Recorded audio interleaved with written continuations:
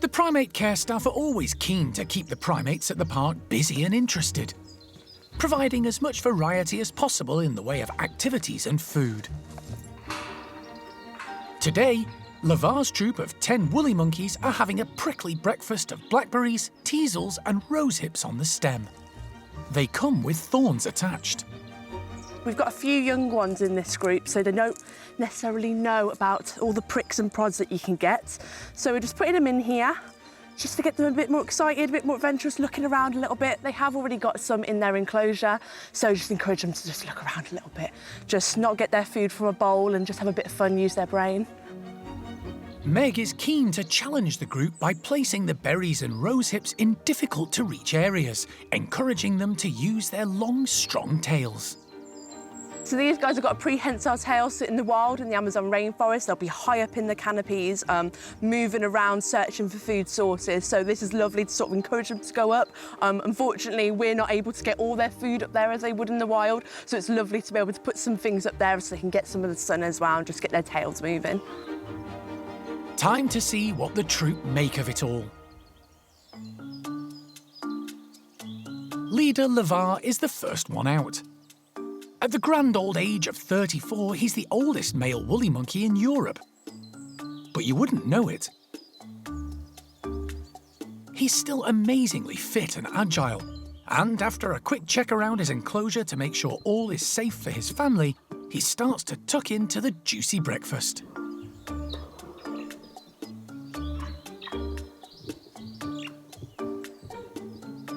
The rest of the troop soon follow his lead. Woolly monkeys are primarily fruit eaters, but they also enjoy leaves, nectar and flowers, helping spread seeds throughout their habitat. Today's fruity feast offerings are all at different stages of ripeness, so they'll need to decide which berries are the tastiest or most to their liking.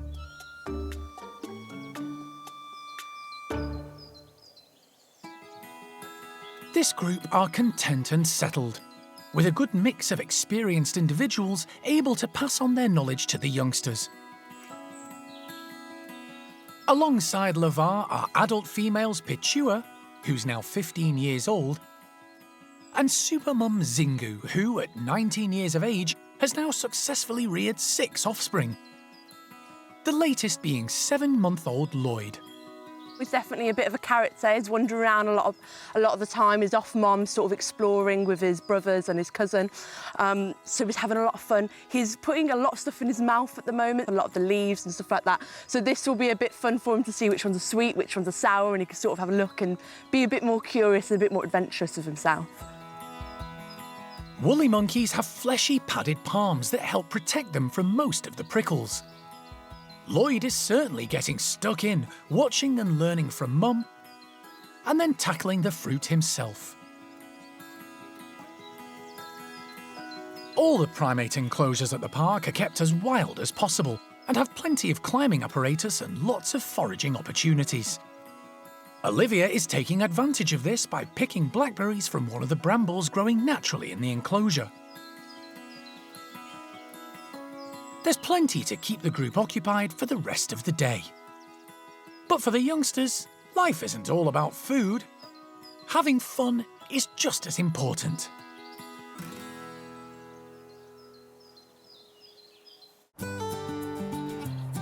Saibu Jr.'s arrival will swell the number of orangutans in the park's nursery to 7. Unaware a new friend is on the way, the group are in for a floral treat today. The primate care staff are busy placing sunflowers all over their enclosure, some as high as possible to get them off the ground and moving. The team are also putting out a breakfast of apples, just in case the younger members don't immediately work out they can eat the brightly coloured flowers. They're not going to be able to miss these. They can see them. They've got colour vision like us. They're bright yellow. I think some of the orangutans will enjoy the aesthetic element of this, and others couldn't care less and will probably just have a great time throwing them all around the place. Sunflower seeds pack a nutritious punch. They're full of vitamins and fibre and provide plenty of nutrients. All of this is edible to an orangutan. I wouldn't eat it for my lunch, but Oisin and Bulu will have great fun, probably tearing it apart bit by bit. I think they will go for the seeds first, probably then the flowers, and then leave all the leafy greeny bits till last. Time to see if Rachel's right.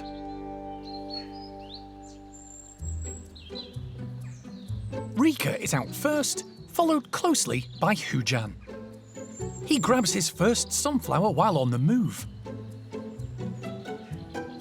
He's had them before when living with Tuan's group. Rika copies him, then sits expertly removing the seeds with her teeth and lips. The pair have both headed up high away from the others. 7-year-old female Cayenne is ignoring the sunflowers for now, hoovering up pieces of apples scattered across the enclosure. But the attractive bright yellow flower heads demand a detailed examination, and she tries to work out what to do with them. The sunflowers display varying degrees of ripeness.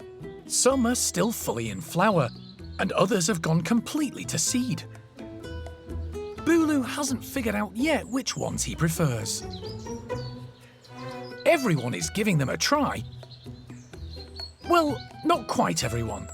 Oisin takes a cursory look at the sunflowers, but decides her mission is to grab as much apple as possible. Food is always top of her priority list, and the easier it is to find, the better. Oisin isn't as impressed with the sunflowers as everybody else, sadly. She's sort of picking through them, trying to work out where the really good stuff is, whereas everybody else is kind of having a lot more engagement with what we've actually given them.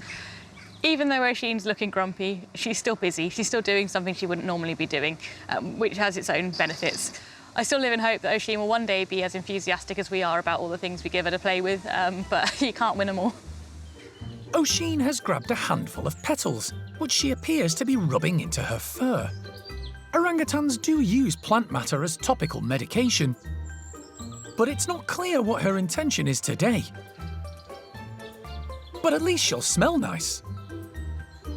4 of the orangutans living at the nursery are Bornean orangutans, while Bulu and Rika are a completely different species to the others at the park. They're Sumatran, endemic to the Indonesian island of Sumatra and critically endangered. As few as 13,000 are left in the wild, mainly due to habitat destruction, but also the illegal wildlife trade. 10-year-old Bulu is now a big male and heading quickly to adulthood. Male Sumatran orangutans tend to be twice the weight of females, leaving Bulu with some growing still to do.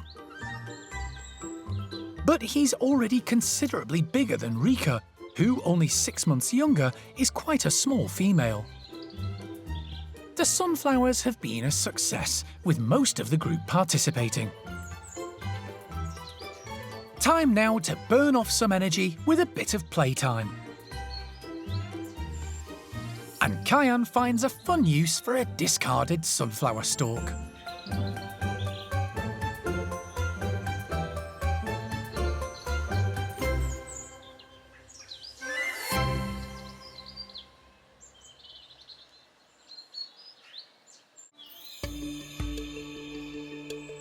The park is home to a troop of 8 lemurs who live at Malagasy.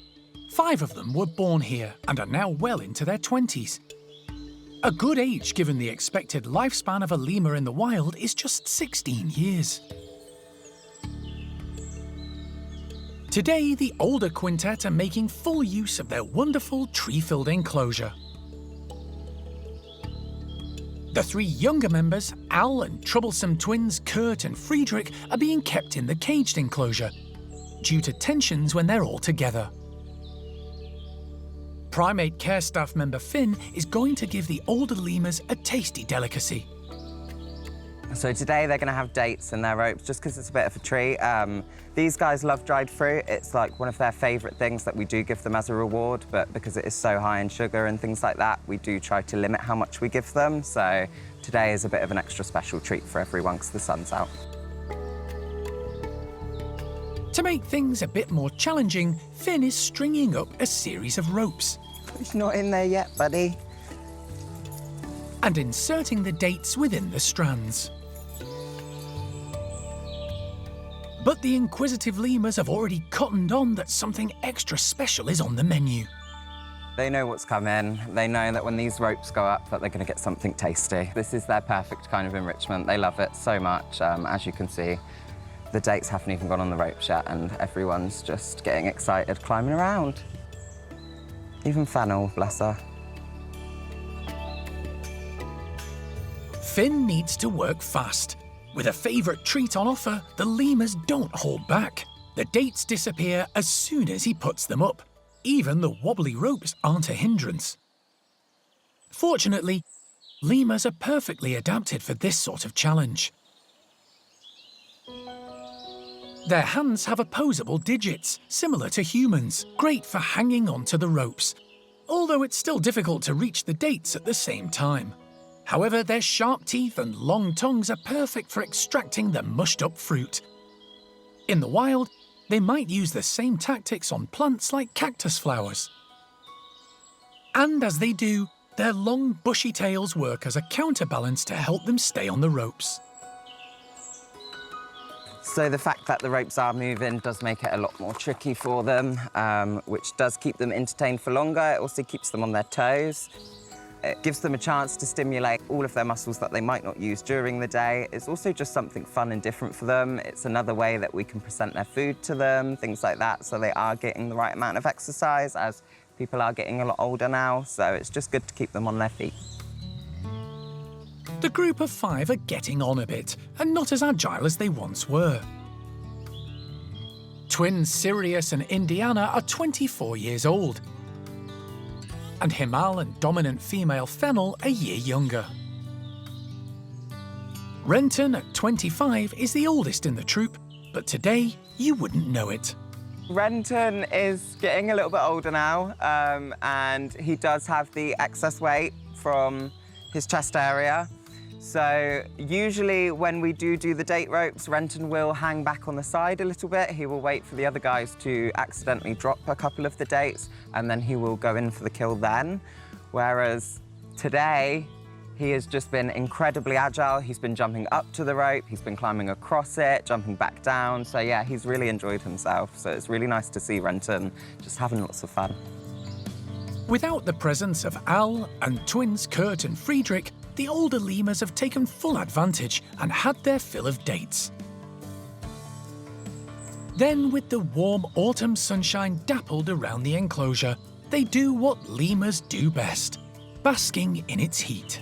These guys love the sunshine. There's a complete difference in their mood on days where it is raining compared to where it's sunny, and I know that happens across the whole park, but these guys especially, there's nothing better for a lemur to do than sit in the sun and catch the rays.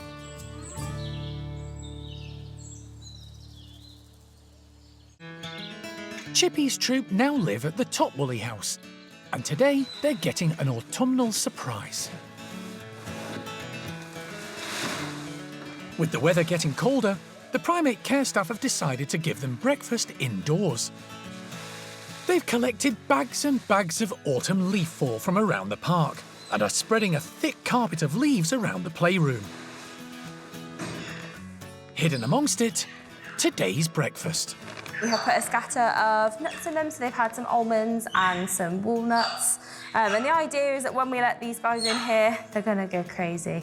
They're going to go foraging for all of the nuts. The leaves are a really good sensory enrichment for them as well. Along with the selection of nuts, Molly is also providing medlar fruit, something they rarely have.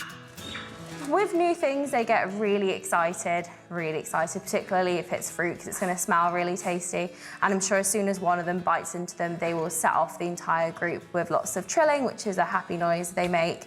And this will communicate with the group that it's really tasty and that they need to eat all of them if they find them.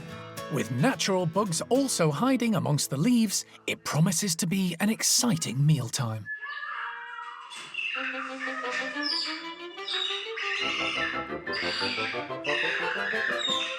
The group are let into the playroom and, as predicted, there's lots of happy trilling.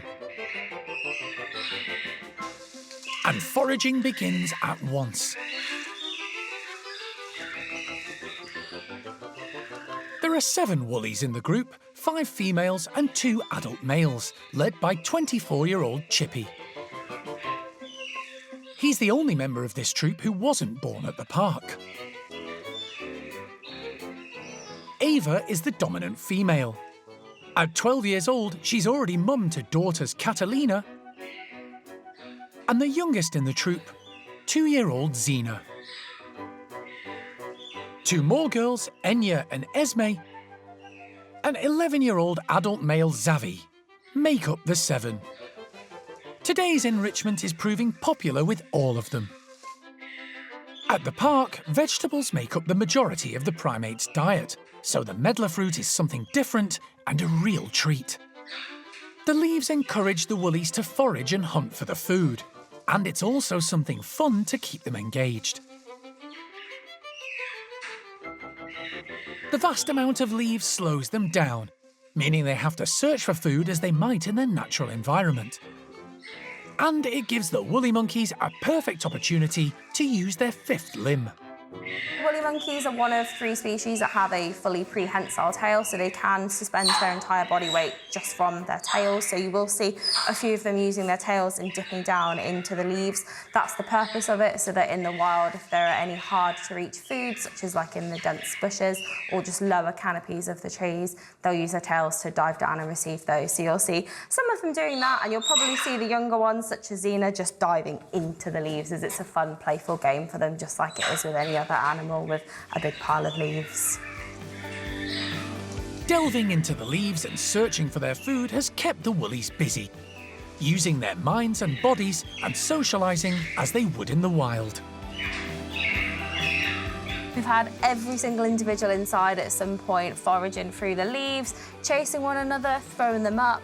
Yeah, we've seen everyone having a great time, even Chippy, who's the dominant male of the group, who typically isn't always involved in enrichment or playing with the younger ones, but most definitely he was today. Once the youngsters have had their fill, it's time for a bit of fun. Enya and Xena enjoy a play fight, with the added safety net of a cushion of leaves if someone takes a tumble. Monkeys like Eriko's troop of capuchins at the lodge, however, relish their wonderful tree-filled enclosure, packed with all sorts of greenery, and make the most of it. They do like to go up in the trees. We've lost a few over the years due to various storms, but we've got a lot of new growth coming up as well. So they really like this time of the year in the spring to have all of the buds and those really fresh leaves that are quite nice, juicy and sweet. And, you know, there's lots of bugs up there. You'll see them pulling off the bark and stripping away anything that they can to find those sort of things as well. So they do really use the enclosure to its full potential. As an addition to all the fresh spring growth, today Donna is giving Eriko's group of 14 an extra treat. We've got a nice big pile of rotten logs, so that's gonna have all sorts of bugs and insects and things in it. When they pull it apart, they'll find them. We'll add some live insects in, just make it a bit more interesting. And the gardening team have managed to collect some nice flowers, so some buddleia and camellias. So be interested to see how they react to those as well. It's something that they would eat in the wild, so some of them probably will be really enthusiastic about it, some of them not so much. So yeah, it'd be great to see how they enjoy it. The log pile is ready. Time to see what the capuchins make of it. 2 of the low rankers are let out first, Marlowe and his best friend Abby. Both were wild caught for use in a laboratory in Chile. Scarlet is another who was captured while living a natural life in the forest. Now she's back in the trees again, and it's her favourite place. Next out are the dominant males, Eriko and Sean, who head straight for the colourful log pile.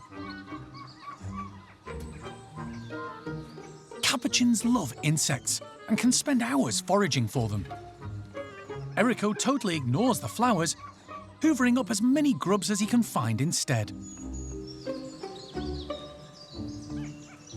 His sidekick and number 2, Sean, does the same. Between them, the pair have commandeered the log pile. The other capuchins linger patiently on the sidelines for their turn. As the two boys enthusiastically deconstruct the stack of branches, they're joined in the hunt for grubs by Louisa. A former pet trade monkey with only one arm, she's now the dominant female in the group. That really just goes to show that although she is missing part of her arm, that really doesn't hinder her at all. She's a very confident individual. Sean and Erico really do adore her. Before she arrived, Phoenix was the dominant female, really by default. She clearly wasn't that bothered and was quite happy just to let Louisa take over the dominant position. Those two don't always see eye to eye now. There's obviously a bit of history between them, but in general, Louisa's very happy. She's really got everything that she could have wished for. In the last 12 months, the group has seen many changes, with individuals coming and going and a couple of house swaps along the way. It's a real mixed bunch, made up of some of the younger capuchins at the park like Erico, who's only 20 years old, as well as some of the older capuchins, like Marlowe and Mary, thought to be in their 40s. The new members have settled in well. Ginger has really found her feet since moving from Gizmo's group and has struck up a lovely friendship with Phoenix, the former head lady. And today, with tasty insects and flowers plentiful, they all have lots to keep them interested and engaged.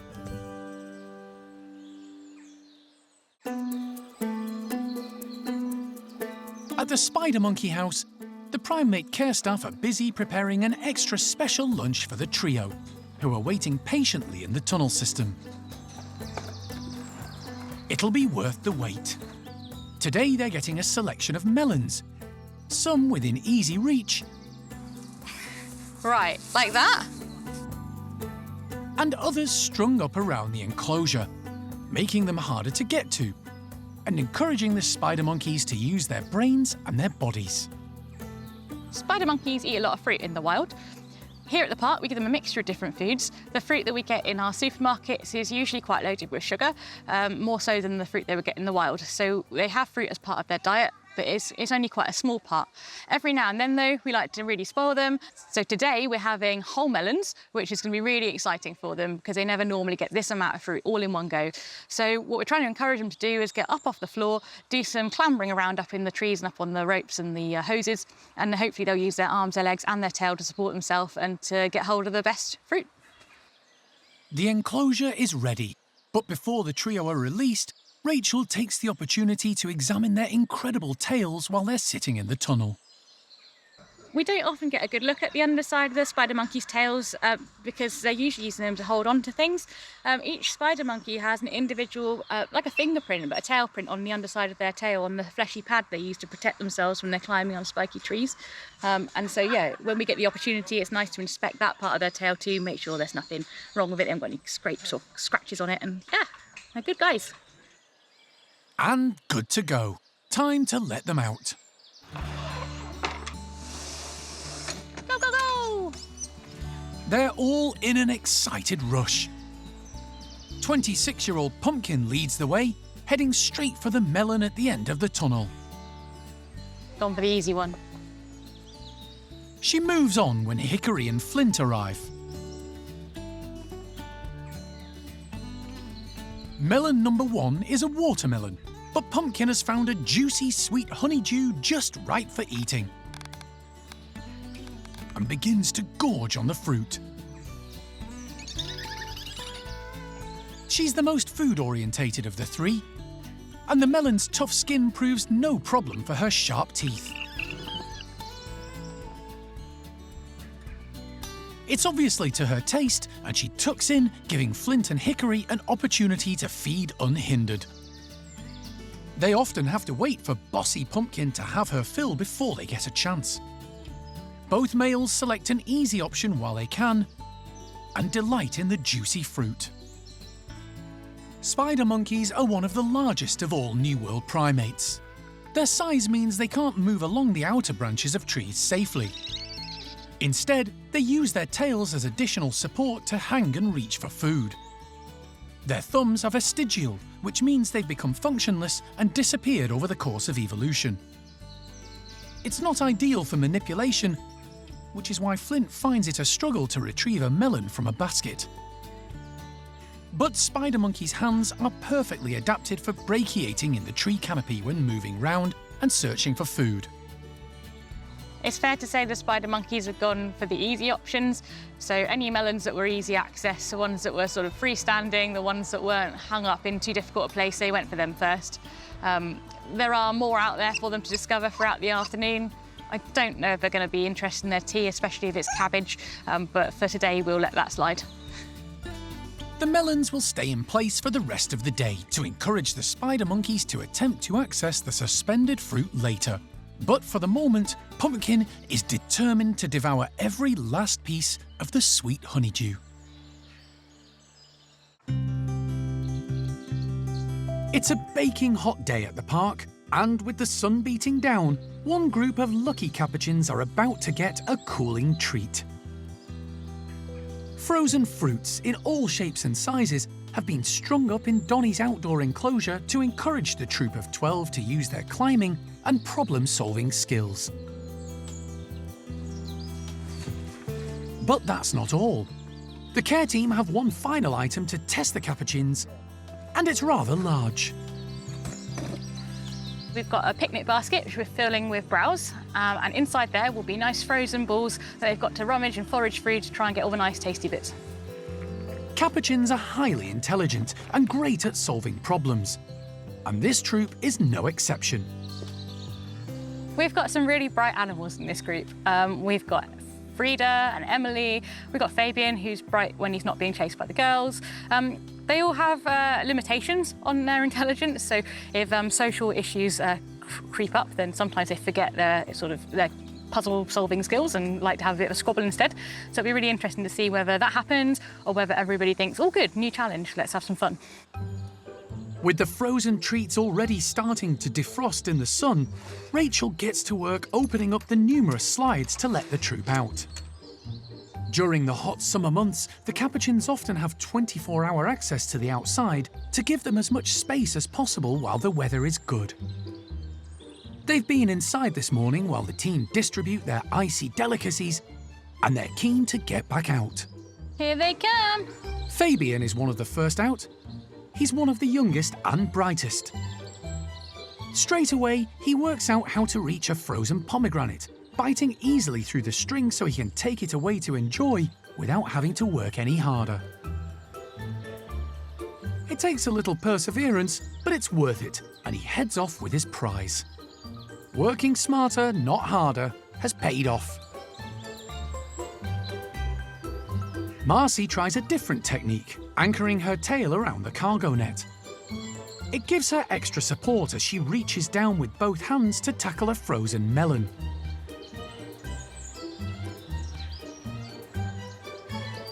Digit uses one of the bolts on the climbing frame to smash open a frozen ball and reach the icy treat inside. In the wild, capuchins have demonstrated similar tool use, showing just how intelligent this species is. Everyone is getting stuck in. There's plenty to go around, and lots of happy capuchin chirping.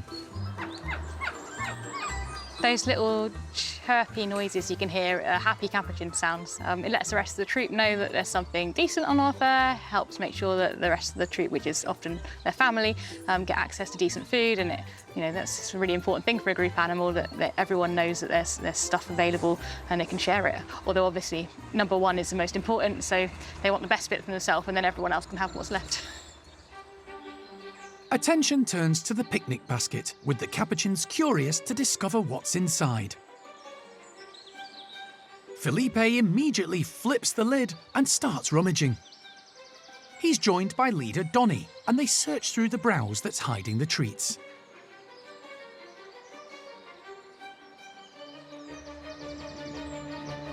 Donnie finds a frozen ball and heads into a tunnel to crack it open. Learning from watching each other, the clever capuchins are having a smashing time.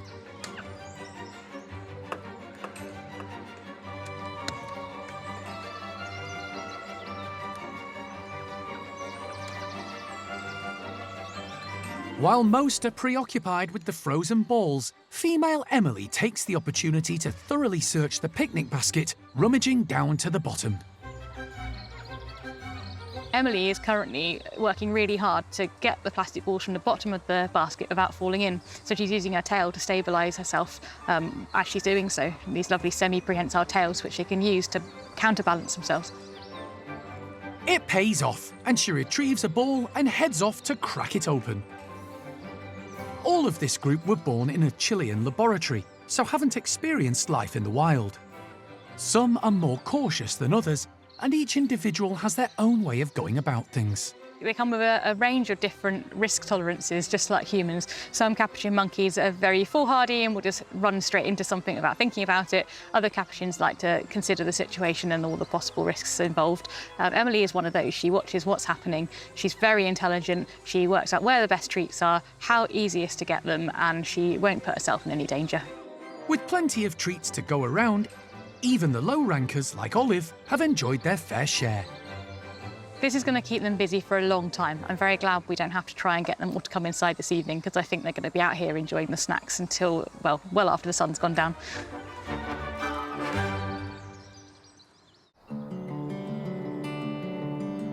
At the Siamang gibbon enclosure, primate care staff member Sarah is preparing breakfast for the pair.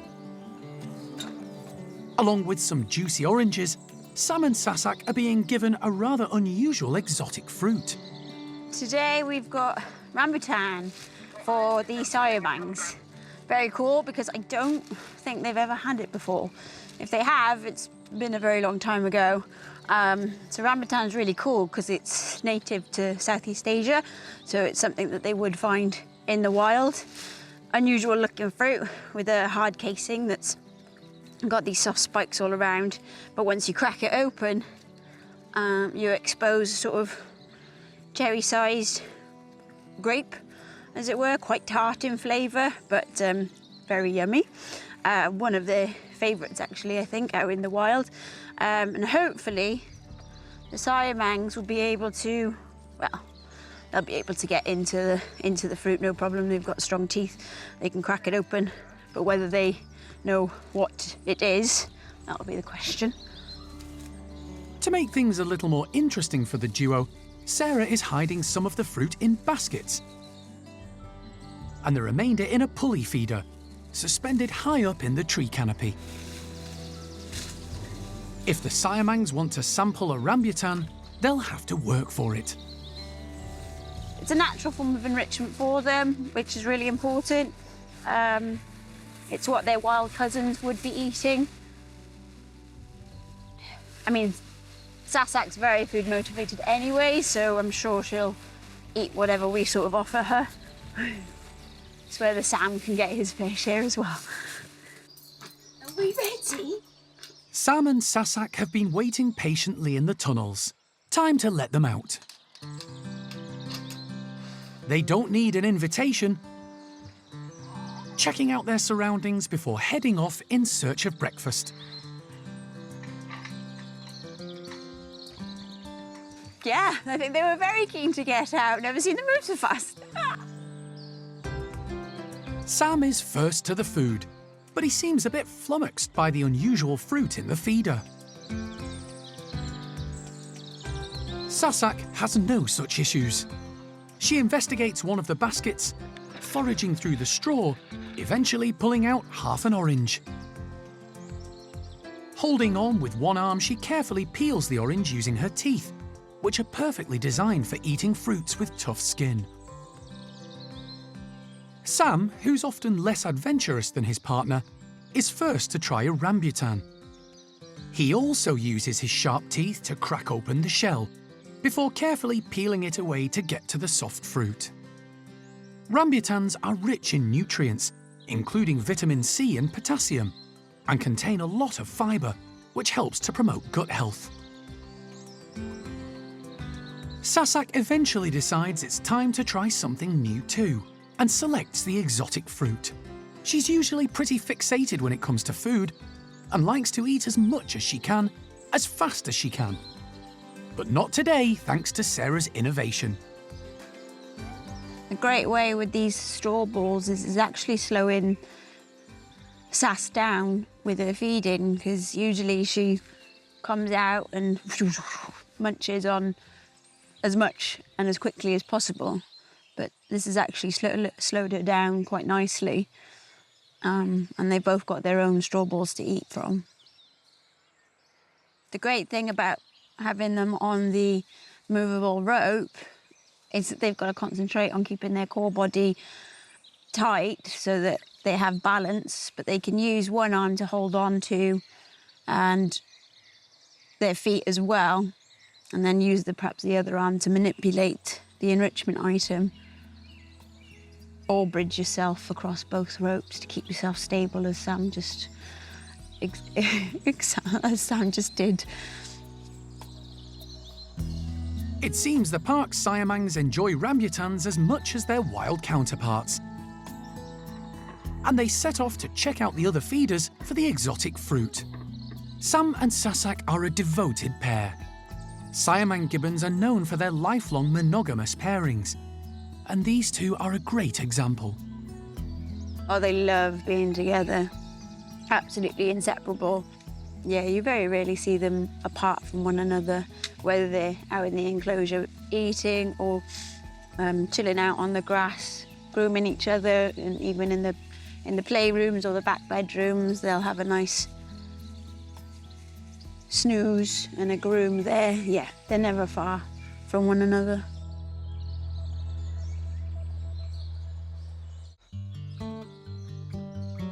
In the last few months, the small monkey team have been trialling various combinations in an effort to discover which species can contentedly coexist in the same house and enclosure. They've tried different permutations of the park's saki monkeys, squirrel monkeys, and the tamarins. Friction between the two squirrel monkey groups meant they needed to be split, resulting in the new living arrangements. So at the moment we have the Sakis living with the squirrel monkeys. We tried the Sakis with the tamarins. They were fairly ambivalent about Red, but they had an issue with Mo. Not sure why her specifically, but they weren't very happy with her being in their space and they were doing a bit of chasing, so we had to call it time on there. But we put the 3 squirrel monkeys in with the Sakis and we weren't quite sure how they'd be together, if there'd be a bit of tension, but it's actually worked out really well. They seem to be living really happily together. Today, the team are going to give the newly formed group a treat, which should appeal to both species, and see how the new dynamic works. They're hanging pomegranates and coconuts still in their shells around the outdoor enclosure. A small section has been removed from the pomegranates and the coconuts have been cut in half, so the team can insert live Morio worms.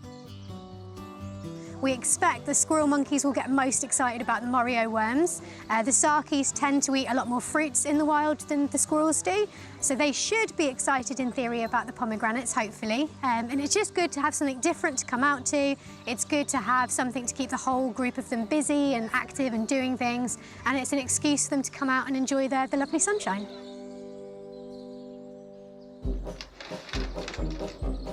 Hannah opens up, and it's the energetic squirrel monkeys who lead the way, charging out in a race to see what's new.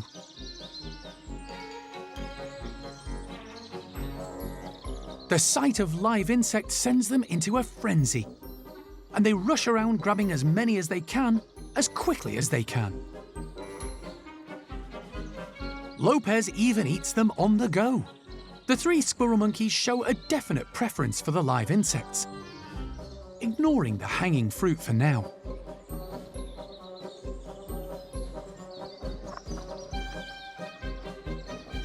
Next out are the Saki monkeys, bounding into the enclosure.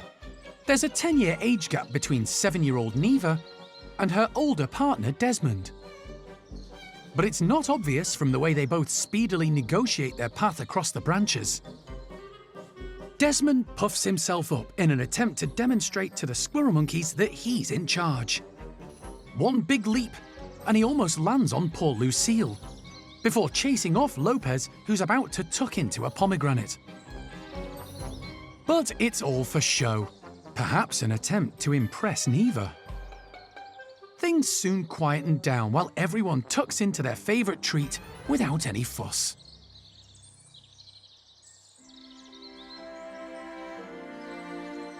Sakis are frugivores. Their diet consists mainly of fruit and nuts, so today's offering of pomegranate and coconut fits the bill.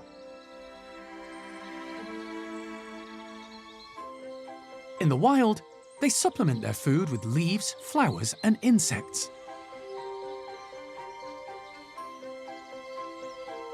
Squirrel monkeys, on the other hand, are omnivores, eating primarily fruit and insects, with the latter making up the majority of their diet.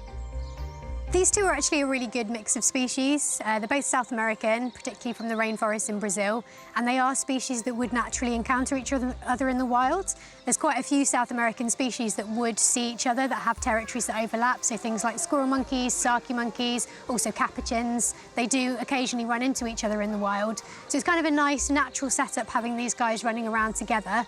The sakis and the squirrels have similar diets, but the squirrels are much more motivated by insects, whereas the sakis really like things like nuts. They're much better at getting into tough-shelled nuts because they've got really, really long canine teeth that help get the edges of the shells off and get into the nuts. They also have different dexterity with their hands as well. So the squirrel monkeys have got really dexterous little hands and fingers. So they're really good at ripping out all of the seeds, whereas the sakis have got very, very long fingers. So they're really good at sort of prying stuff loose, but they're not quite as dexterous with the squirrels as grabbing sort of handfuls of things. So they're sort of a little bit more of a measured approach and better at sort of prying things out, whereas the squirrels are much more efficient at grabbing lots of stuff all at once. Their differing tastes and skill sets appear to make for an ability to coexist without much friction, which is what the team were hoping for.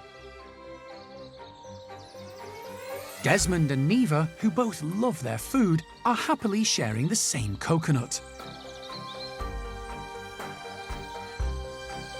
And the squirrel monkeys, having exhausted the supply of grubs, are tackling the hanging pomegranates,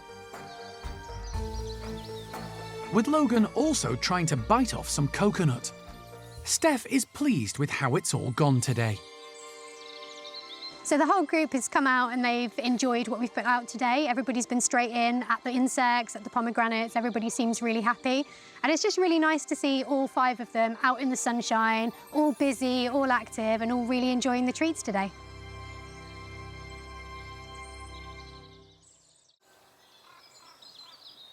The country is in the grip of a heat wave. And at the park, the primate care staff are doing their best to keep the primates cool and hydrated.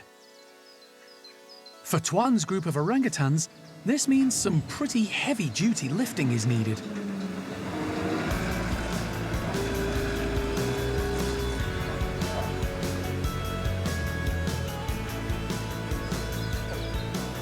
The team have made huge ice lollies frozen in large containers, and now need the help of the maintenance team to lift them into place.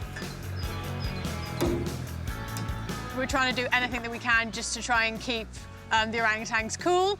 So one of the best things we can do is give them ice lollies. So frozen juice, it's sugar-free, and then we just put a few extra nice bits in it as well to give them a bit of motivation, so things like nuts, dried fruit.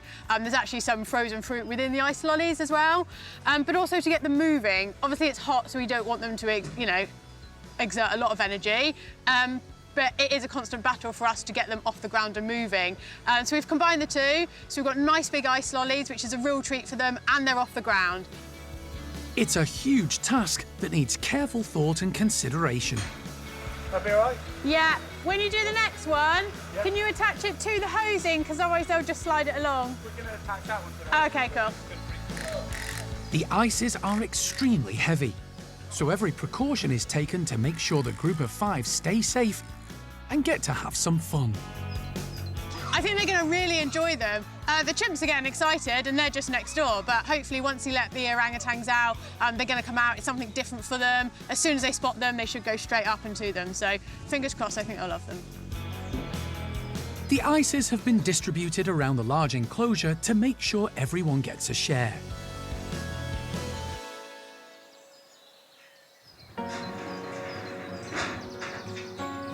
With everything set, Roro is first out. She's one of 4 females in the group headed up by male Tuan. Ame, estimated to be 31 years old, is the oldest lady of the 4. She was the original matriarch of the nursery group and helped raise many of the youngsters there. Orangutans are the largest arboreal mammal, and she's easily able to stand on tiptoes, holding the giant ice lolly steady as she eats. Lucky's on a mission today, constantly moving the other females away from the ice lollies. She's the bossiest in the troop and determined to be Tuan's favourite lady. She cleverly holds a giant lolly steady in order to suck the juice from the centre as it melts. Tuan has an advantage. His canine teeth are much bigger than the females in the group, and he's able to use them to break the ice apart. His fingers were bent and broken when he was rescued 23 years ago, which may be another reason he opts to bite into the ice. Mimi uses her strong, dexterous fingers to carefully prise out the nuts and pieces of fruit encased in the ice.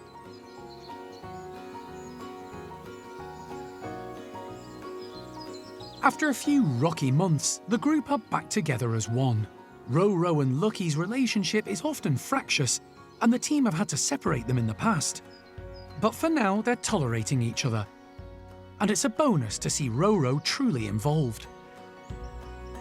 She's comfortable enough to join Tuan, who allows her to stay and share his lolly. Over this past year, we've worked really hard to try and get them back together again.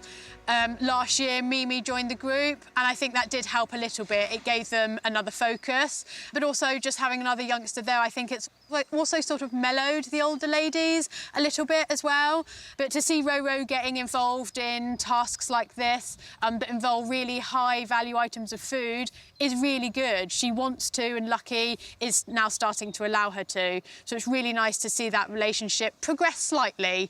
You know, they still have their moments where they don't get on quite so much, but we're getting there, so we're heading in the right direction. The introduction of Mimi a few months ago has definitely helped unify the group. Mimi has settled in well, although it's been a big step from the nursery to an all-adult group. She's had to learn the politics that come with it, including living with a huge male. Tuan's excitement has sort of deteriorated a little bit. Mimi has accepted that actually he's not so bad, and he is really gentle with all of his ladies. So it's nice now to see that that's blossomed, and they're quite happy just to sit in the same hammock sharing an ice lolly together. The suspended ice lollies have done their job, motivating the orangutans to get moving and clamber up to reach them. Even Tuan, who weighs in at 80 kilograms and will only climb when he has to, has scaled the heights. The ice lollies with Tuan's group are an absolute hit. We've achieved everything that we've wanted to. They're still all up and frozen. We thought that they were actually going to defrost fairly quickly, but they haven't. So that's really great. And yeah, we've got them all moving. We've managed to give them the ice lollies, which is helping to cool them down, keep them nice and busy. Everybody's got involved, which is really, really nice. I'm so pleased. It has been quite a task to achieve it. It's a big thing to do. You know, involving the maintenance team, it is quite a lot, but I'm really pleased. It's done exactly what we wanted it to, and the animals are really happy, so that's all we want at the end of the day.